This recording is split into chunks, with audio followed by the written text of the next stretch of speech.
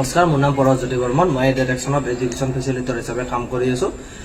যোৱা 4 দিন ধৰি বৰগুৰি হাইস্কুলত ডিৰেকশ্যনৰ সহযোগত গ্ৰীষ্মকালীন শিবিৰ পতা হৈছে, য'ত আমি লেংগুৱেজ, মেথছ, ষ্টেম আৰু লাইফ স্কিলৰ বিভিন্ন এক্টিভিটিজ কৰা হৈছে। তাৰ উপৰিও ছোৱালীৰ বাবে আমি মেনষ্ট্ৰুৱেশ্যন হাইজিনৰ ওপৰত এটা ছেশ্যন লোৱা হৈছে।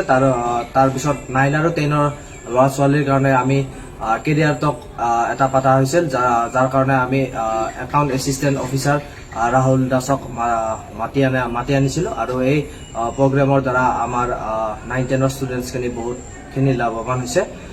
গোটেই 4 দিনীয়া এই কৰ্মশালাটোত আমাৰ ষ্টুডেণ্টছে বিভিন্ন এক্টিভিটিজত ভাগ লৈছে, আৰ্ট কম্পিটিশ্যনত ভাগ লৈছে। নমস্কাৰ, মোৰ নাম পৰজ্যোতি বৰ্মন। মই ডিৰেকশ্যনত এডুকেশ্যন ফেচিলিটেটৰ হিচাপে কাম কৰি আছো।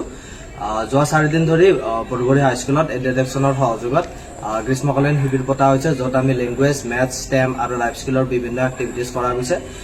তাৰ উপৰিও ছোৱালীৰ বাবে আমি মেনষ্ট্ৰুৱেশ্যন হাইজিনৰ ওপৰত এটা ছেশ্যন লোৱা হৈছে।